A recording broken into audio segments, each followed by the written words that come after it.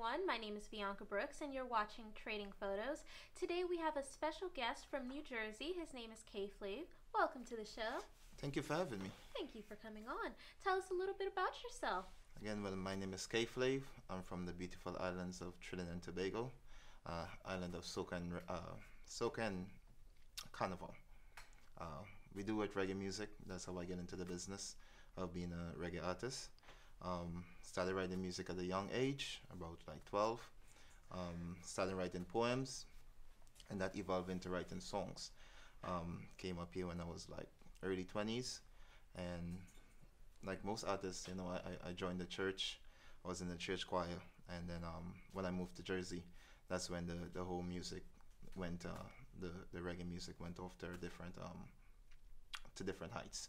I'm a reggae, but also do R&B. I do a little bit of soca. That's my heritage. Since we started the music, I work with a team of 3 artists, and since we started music, the music been going pretty good. We are independent artists, but we do shows from between New Jersey and Brooklyn, New York. We had a show recently in Manhattan. That's a little bit of K-Flavor in a nutshell. All right, wonderful. So, since you grew up in Trinidad, have you ever gone to carnival? Yeah, I play carnival since I was like 5 to when I left. Every year we was in a band, masqueraders. It's part of Trinidad. You can't have Trinidad without carnival. So yeah. All right. Well, you sound like you've had a great life already. Yep. All right. So, do you have any music coming out that you want to let us know about? Anything that we can be on the lookout for? Definitely. Like a month and a half ago, I just released my new single. It's called Leave. That's on all media platform. Also, I have a single coming out. It's called Hold Up. That's more on the R&B, with a little twist of reggae in it. We have a lot of songs coming out, but we're bringing them out one by one. But you have a lot to look for from K-Flav. All right, K-Flav. Well, which one is the next one for us to look for? It would be Hold Up. Hold Up. Yeah, all right. that's where I'm breaking the barriers between the reggae and the R&B. So I'm intertwining both and releasing it. That's something to look out for. All right. Any music videos? Music videos for Hold Up is actually in the works, so that'll be coming out soon also. All right. Wonderful. Yeah. So you write your songs as well, right? Yes. All the songs that I do is written by me and me alone. Would you ever let someone write a song for you, or is that really not? Definitely. Once it's in my caliber. Once it's not something that suits you. Yeah. Once definitely. I have no problem with that. All right, wonderful. Yeah. So songwriting is a skill. You agree, right? Definitely. I think it's an inspiration when you write music. Like I see a lot of artists. They write music and it go viral and they get record deals and stuff like that. But after a period of time, they call them one-hit wonders, and it could happen. And kudos to them, for being that being their time. But music is definitely a skill. Like if you look at some of the R&B legends like R. Kelly and Boyz II Men, their music lives on because their music is the lyrics that they write in the music. You have something that just calls you out in any thing you go through in life. You can just go and pull up a oldies, I call them, and you could just sit down and you could just relax. So that's the type of music that I write. I was fortunate to grow up in a home where reggae music was a big thing. Even though soca is part of the culture, reggae music has always been in the house. So growing up and listening to reggae legends, it had me in the mindset of my music needs to make sense. So when you listen to my music, you can feel something, or you can go back 2 or 3 years from now and be like, I remember this song from K-Flav, and you're in whatever mood you're in, and you could get some positive vibes out of it. All right, that's good. Now, K-Flav, would you ever sign to a record label? At this point, no. The good thing about being an artist and a songwriter is you also have the option to explore the business side of it, and I'm currently into that side of it. So, as I said, I was fortunate being around. I grew up in a home where reggae was big, so when I came up here, I was also fortunate to meet a lot of reggae legend. Freddie McGregor, we call him is the father of the Morgans. Um, we call him Grandpa Morgan. This is a lot of them that I met, and with a personal one-on-one, I got a lot of insights of coming up being a reggae artist. And besides the glamour and the light, I also get to see the the dongs when the camera is off, and it's just you and the record label or you and your manager.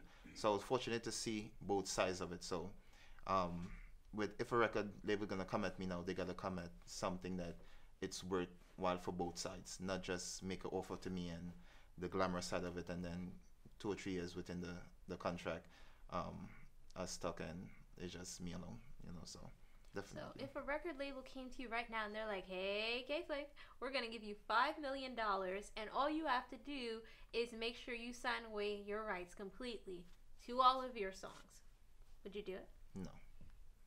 $5 million. $5 million, no. It's a lot of money. It is. You could buy a lot of sunglasses with that.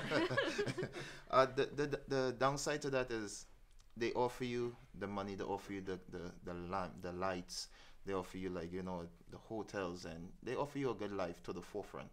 But what I learned that out of that $5 million is they taking out a portion from for your music videos, for your tour buses, for hotels.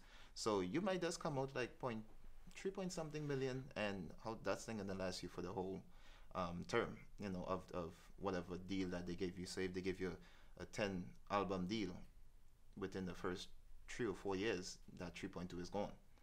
So you gotta be smart when you're making choices with record labels, not just because it sounds plentiful with the money, but you gotta look at it the long term for you as an artist. So you would want to get royalties. Royalties. I want to make sure that the contract that you're offering me 2 years from now, that I'll be in the same position that when you first offered me that contract.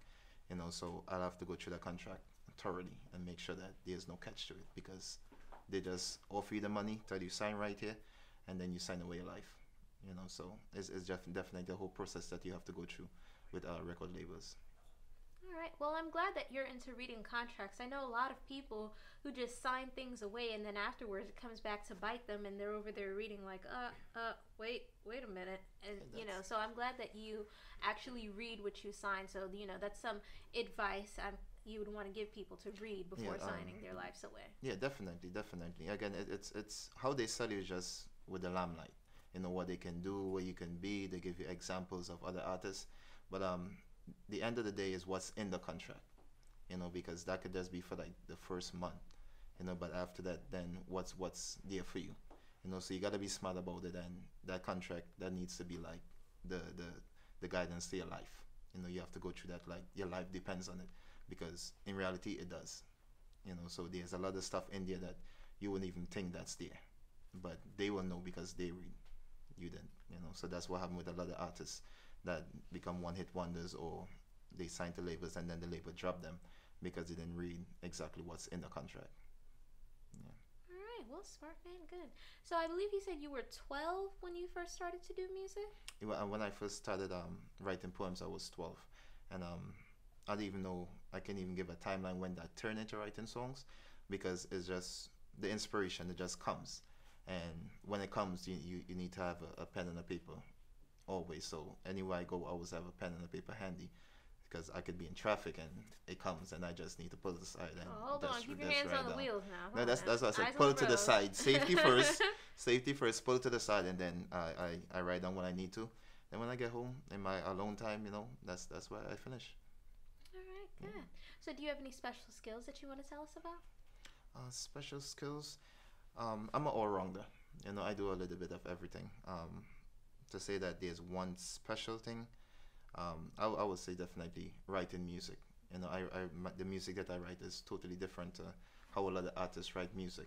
I think that's my gift that God gave to me, and I'm utilizing it to the best that I could. So if you say a skill set, I would say writing music. All right, writing. Can you dance? I can do a little something. I can handle my own with dancing. I won't say that I'm a dancer, but if I'm on the dance floor, and then and it calls for it, I could definitely put a move or two down. There's something small. So if somebody calls you and they're like, "Hey, we're doing a dance hall music video. We need some dancers." You doing it? I'll be a hype man, but I see a lot of dancers out there, and that's their gift. Like they can dance, you know. I wouldn't say that I'll go and try to compete with them. That would be a big mistake, you know. But but I definitely I'll be the hype man in the back, you know, just doing a little small move here and there. But I definitely won't be to the forefront. Well, that's good too. People, always need that Yeah, encouragement. definitely, definitely. Wonderful. And do you feel that you're getting the support that you need when it comes to your music with people around you? Well, the good thing with the team that I'm with, we support each other.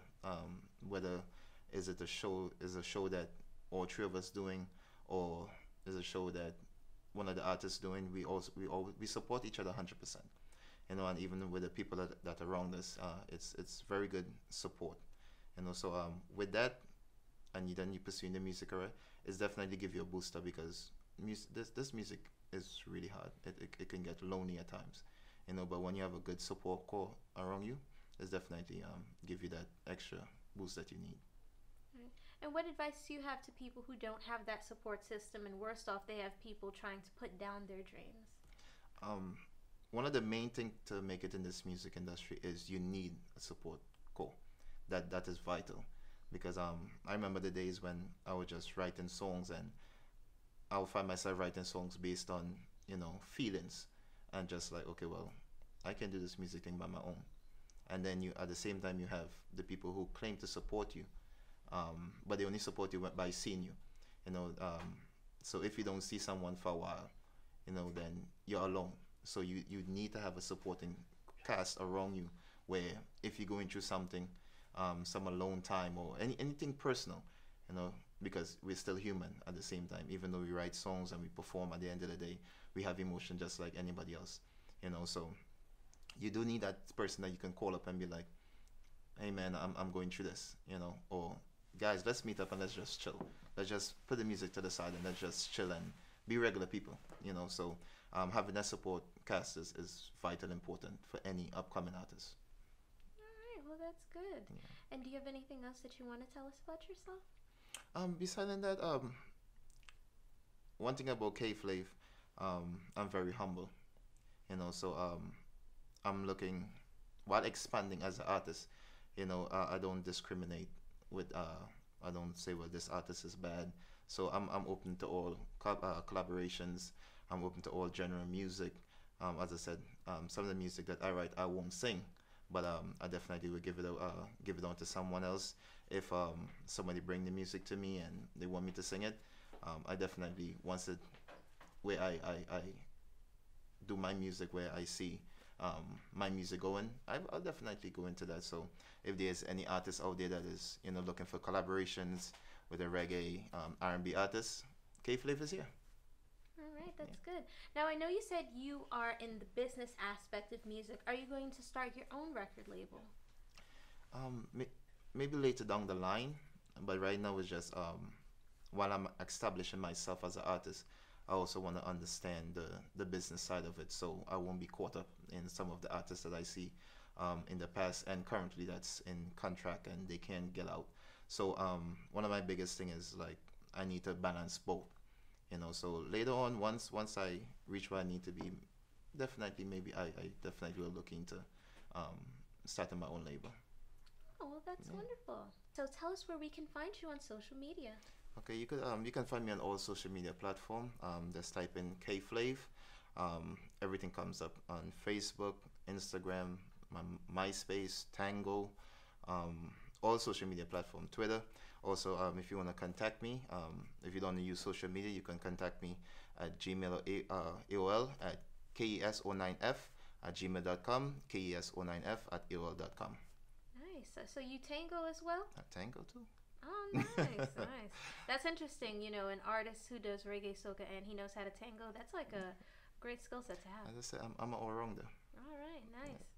All right, and you can find me on social media. My name is Queen Bianca Brooks everywhere. Last name is Brookes. And make sure you subscribe to Trading Photos. Until next time.